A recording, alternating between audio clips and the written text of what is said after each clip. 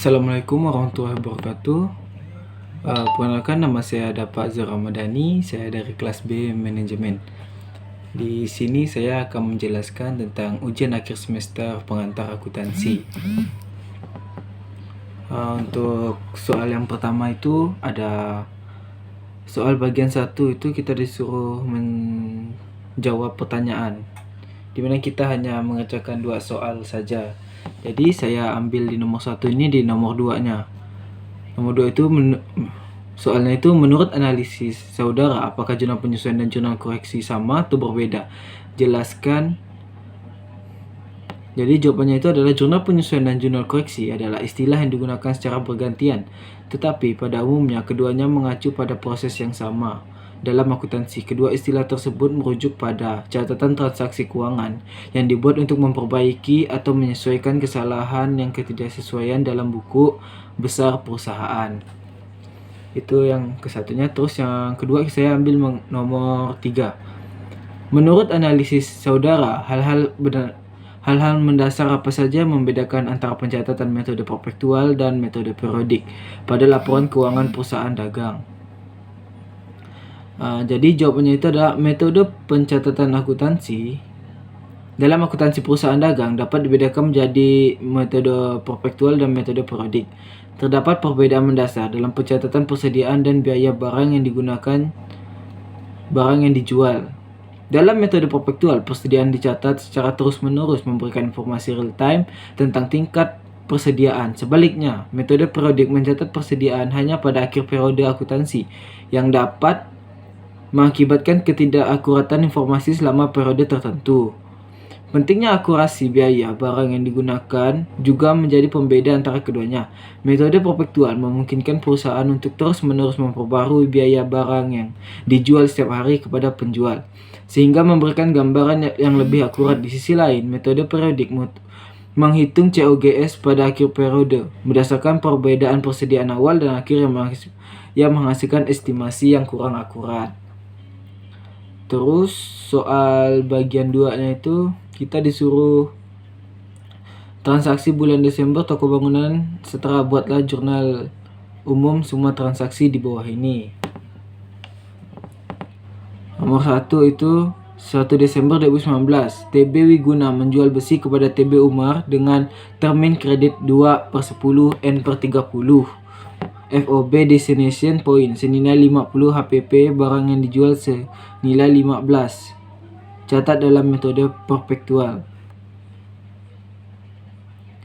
Jadi saya tulis di sini nomor 1-nya itu piutang dagang kita tulis di sebelah debit sebesar 50, dan di kreditnya itu tulis penjualan sebesar 50. Terus di bawahnya itu karena kita ini pakai FOB destination yang 50, jadi kita tulis itu HPP-nya 15. Terus persediaan barang dagangnya itu 15 juga di sebelah kredit. Terus nomor 2 ada membayar ongkos kirim penjualan tanggal 1 Desember senilai 2. Metode periodik TB Wiguna. Jadi nomor 2 itu kita tulis bebas kirim penjualan, karena kita membayar ongkos ya itu, jadi kita tulis itu bebas pengirimnya di sebelah debit dan kas di sebelah kredit karena kita mengeluarkan uang kita.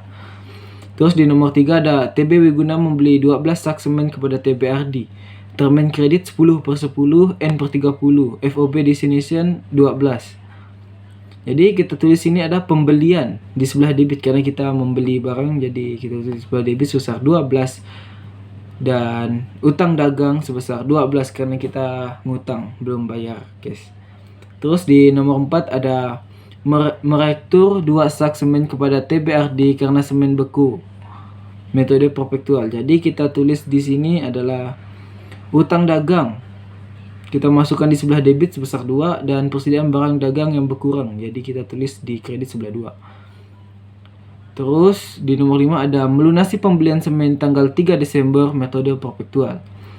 Yang pertama kita tulis di debitnya itu ada utang dagang sebesar 10, terus ada diskon pembelian sebesar 1 karena kita membayarnya itu pas sebelum melebihi tanggal 10, jadi kita mendapatkan diskon. Terus kasnya itu berkurang, jadi di sebelah kredit sebesar 9. Terus di nomor 6 ada menerima pelunasan dari TB Umar atas transaksi tanggal 1 Desember metode perpetualnya.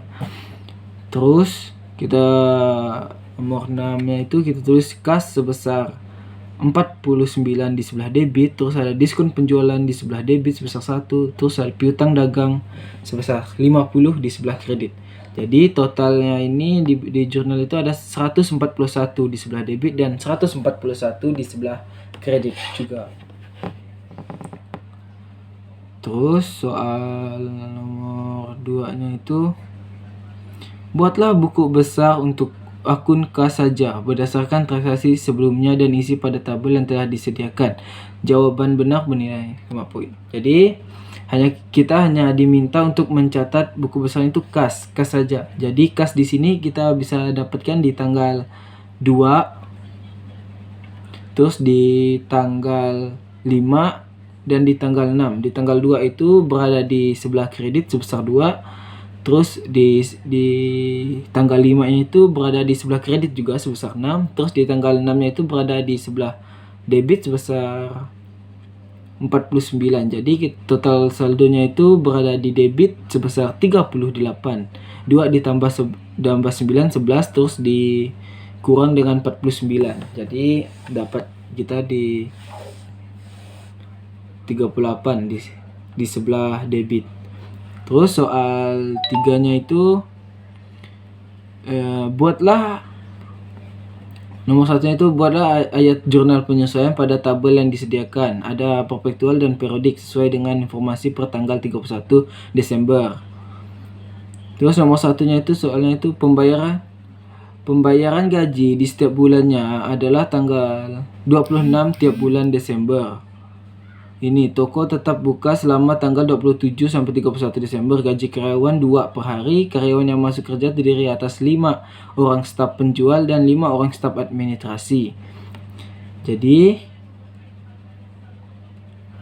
nomor 2 itu utang bank dengan BNI untuk modal kerja dengan bunga 30% per tahun selama 5 tahun.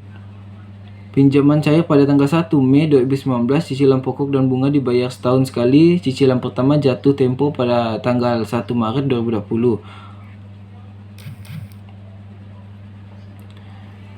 Jadi ini jawabannya itu metode jurnal penyesuaian metode perpetual itu di tanggal 31 ada beban gaji penjualan di debit sebesar 50, terus ada beban gaji administrasi sebesar 50, dan bawahnya itu utang gaji sebesar 100 di sebelah kredit. Terus ada beban bunga sebesar 6 di sebelah debit, terus ada utang bunga sebesar 6 di sebelah kredit.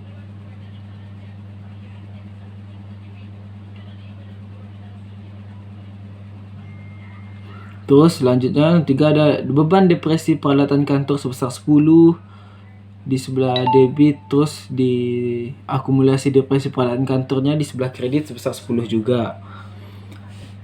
Terus nomor 4-nya itu ada beban asuransi 10 di sebelah debit, terus ada asuransi di muka sebesar 10 di sebelah kredit. Terus ada beban perlengkapan sebesar 15 di debit, terus ada perlengkapan di sebelah kredit sebesar 15. Terus ada beban depresi peralatan toko sebesar 20 di debit, terus ada akumulasi depresi peralatan toko sebesar 20 di kredit. Terus ada beban listrik air telepon toko sebesar 4, terus ada beban listrik air telepon kantor sebelah debit sebesar 4, terus ada beban yang masih harus dibayar sebesar 8 di sebelah kredit. Terus ada harga pokok penjualan sebesar 50 di debit, terus ada persediaan barang dagang sebesar 50 di kredit.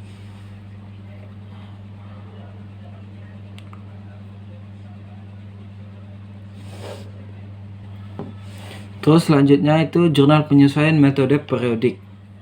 Yang pertama kita tulis beban gaji penjualan sebesar 50 di debit, terus ada beban gaji administrasi sebesar 50 di debit. Terus ada utang gaji sebesar 100 di kredit. Yang nomor 2 itu ada beban bunga sebesar 6 di debit, terus ada utang bunga sebesar 6 di kredit. Terus ada beban depresi peralatan kantor sebelah debit sebesar 10, terus ada akumulasi depresi peradaan kantor sebesar 10 di sebelah kredit, terus ada beban asuransi sebesar 10 di debit, terus ada asuransi yang dibayar di muka sebesar 10, terus ada beban perlengkapan sebesar 15, terus ada perlengkapan sebesar 15 di sebelah kredit, terus ada nomor-nomornya, ada beban depresi peralatan toko sebesar 20, terus ada akumulasi depresi peralatan toko sebesar 20, terus ada beban listrik air toko sebesar 4, dan kantor 4 juga di sebelah debit, terus ada beban yang masih harus dibayar sebesar 8, terus ada HPP sebesar 650 di sebelah debit, terus ada persediaan barang dagang akhir sebesar 180, terus ada retur dan pot pembelian sebesar 25, terus ada diskon pembelian sebesar 5, terus ada pembelian sebesar 745 di sebelah kredit, terus ada beban kirim pembelian sebesar 15, terus ada persediaan barang dagang sebesar 100. Jadi total jurnal penyesuaian yang ada di metode periodik adalah 1029 di debit dan 1029 di sebelah kredit. Selanjutnya soalnya adalah setelah membuat ayat jurnal penyesuaian, buatlah neraca lajur, perpektual, dan periodik yang telah disediakan.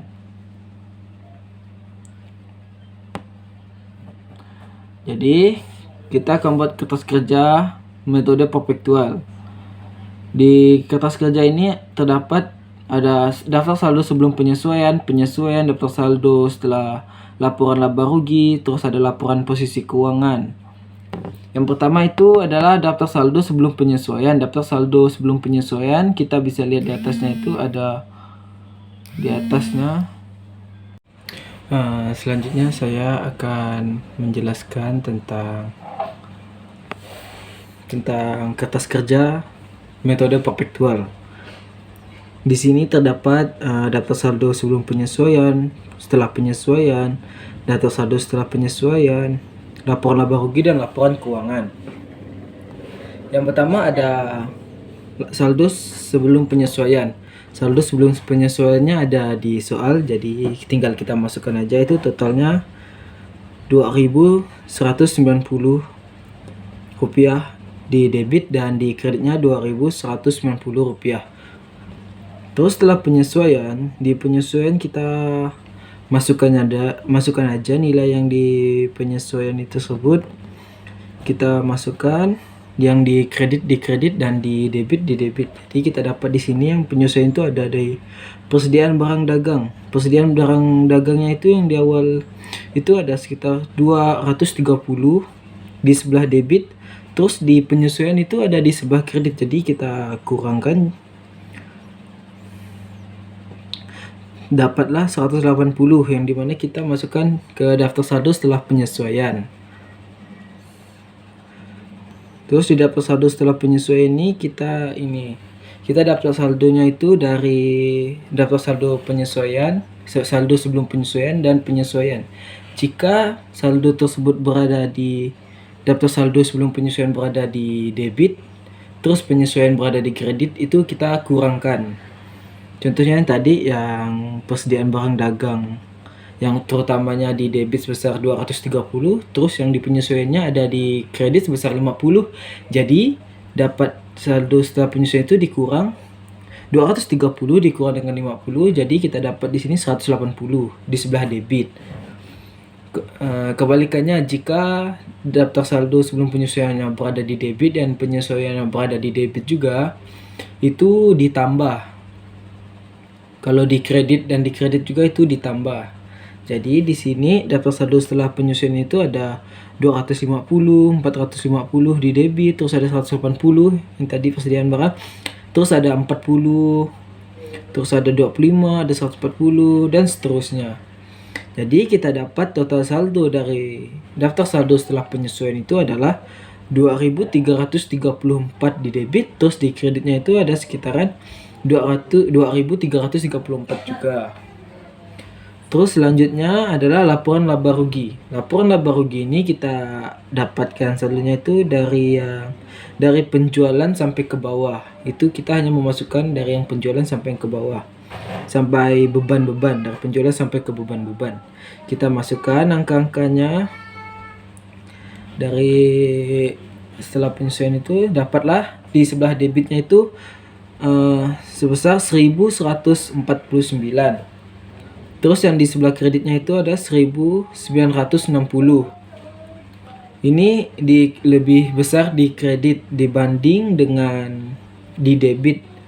Jadi kita kurangkan ini dan dapatlah itu hasilnya kurang, di debitnya kurang sekitaran 811. Jadi kita tambahkan 811 di sebelah debit itu yang kita tambahkan itu sama dengan kayak laba bersih dari perusahaan TB Wigunanya itu. Jadi dapatlah hasilnya sama, jadi 1960 di debit dan di kreditnya 1960 juga. Terus ada laporan posisi keuangan. Laporan posisi keuangan kita ambil dari kas sampai dengan dividen. Kita masukkan angkanya. Kalau di debit, di kredit juga. Terus di sini debitnya lebih besar dibanding kredit, yaitu di debitnya itu 1185. Terus di kreditnya itu hanya 374. Dimana kita harus di laba bersihnya itu harus sama yang di laporan laba rugi dan laporan posisi keuangan. Jadi kita tambahkan yang sama dengan 811 di sebelah kredit. Jadi dapatnya hasilnya sama, yaitu sebesar 1185 di sebelah debit dan 1185 di sebelah kredit. Terus yang selanjutnya itu ada kertas kerja periodik. Ya, di periodik juga sama, daftar saldo sebelum penyesuaian, terus ada daftar saldo sebelum penyesuaian, ada penyesuaian, daftar saldo setelah penyesuaian, laporan laba rugi, dan laporan posisi keuangan.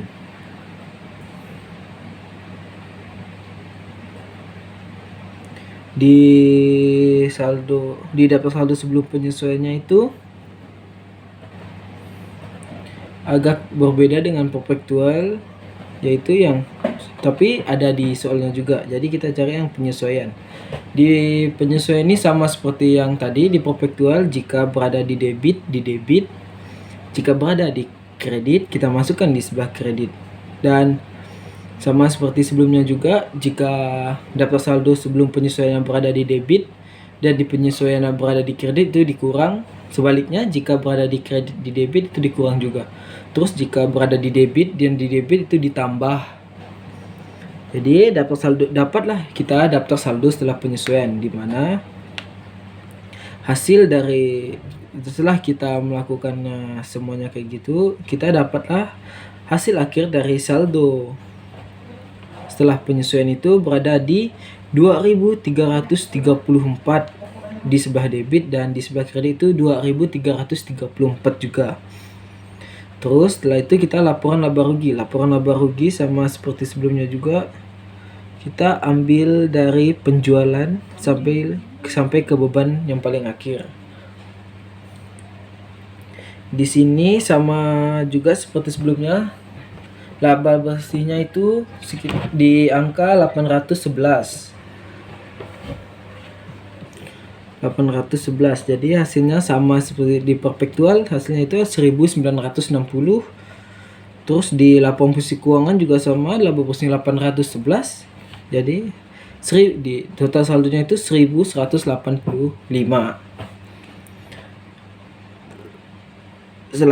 Soal selanjutnya itu adalah susunlah laporan keuangan pada tabel yang telah disediakan. 1. Laporan laba rugi, income statement bulan Desember 2019. Yang pertama itu ada penjualan bersih. Penjualan bersihnya itu ada di sekitaran 1905. Dikurangi harga pokok penjualan sebesar 650. Terus ada laba kotornya itu sekitar 1255.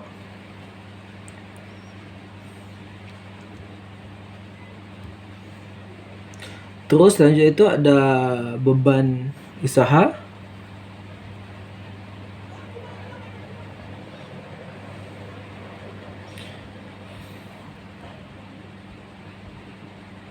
Ada beban usaha Beban usaha adalah beban penjualan, yaitu ada beban gaji penjualan, beban sewa, beban depresi peralatan toko, perlengkapan toko, beban kirim penjualan, beban listrik, air, telepon toko, beban iklan, beban penjualan, lain-lain. Jadi total bebannya itu ada di sekitar angka 319. Terus ada beban administrasi, ada beban gaji administrasi, beban depresi peralatan toko, kantor. Terus ada beban asuransi, ada beban listrik, air, telepon kantor, terus ada beban bunga, beban administrasi lain-lain. Dan total beban administrasi itu sekitaran 125. Jadi setelah kita mendapat total beban administrasinya, kita kurangkan dengan laba kotornya yang di atas itu 1255 dikurang dengan 444, dapatlah kita hasilnya laba bersih 811, sama seperti yang kita buat tadi di kertas kerjanya. Laba ruginya sama.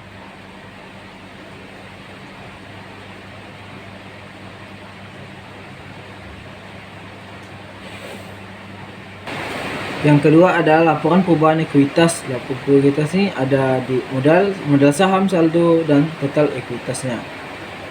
Yang pertama ada saldo awal, saldo sebelum jurnal umum, yaitu modal sahamnya itu ada di angka 25 dan saldo labanya ada 120. Terus ditambah dengan laba bersihnya. Laba bersihnya itu 811, kita masukkan di saldo laba. Terus di dividen itu dikurang dengan dividennya itu 40 di saldo laba. Jadi saldo akhirnya itu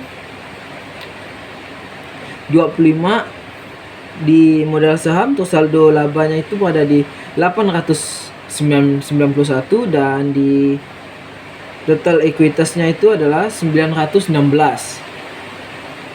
Terus yang ketiga ada laporan posisi keuangan bulan Desember 2019. Yang pertama itu ada aset. Aset dibagi menjadi dua, ada aset lancar dan aset tetap. Di aset lancar itu ada kas, piutang dagang, persediaan barang dagang, asuransi dibayar di muka, perlengkapan toko. Yang pertama kas kita dapatnya itu 250, piutang dagang 450, persediaan barang dagang 180, terus ada asuransi dibayar di muka 40, terus ada perlengkapan toko 25. Jadi total aset lancar di toko Umar itu adalah 945. Terus di aset tetap ada peralatan toko sebesar 140, terus dikurang dengan akumulasi depresi peralatan toko sebesar 40, ditambah dengan peralatan kantor sebesar 60, ditambah dengan dikurang dengan akumulasi depresi peralatan kantor sebesar 25. Jadi total aset tetapnya itu toko Umar adalah sebesar 135. Jadi total aset di toko Umar itu adalah 1080, karena 945 ditambah dengan 135 hasilnya itu 1080.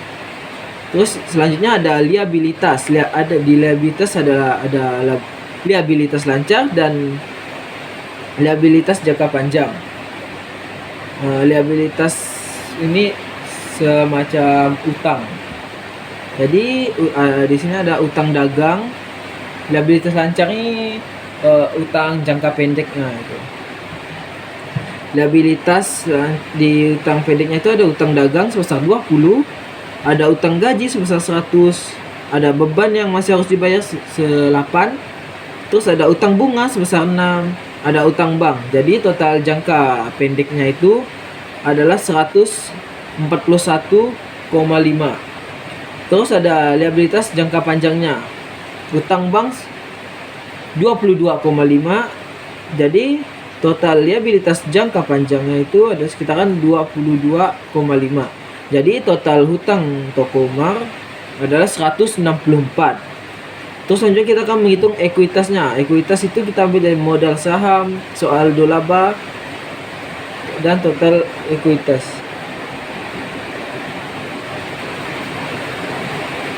Di ekuitasnya ada modal saham sebesar 25, terus ada saldo laba sebesar 891, jadi total ekuitasnya itu ada 916. Jadi total liabilitas dan ekuitasnya itu adalah 1080. Sekian dari saya. Wassalamualaikum warahmatullahi wabarakatuh.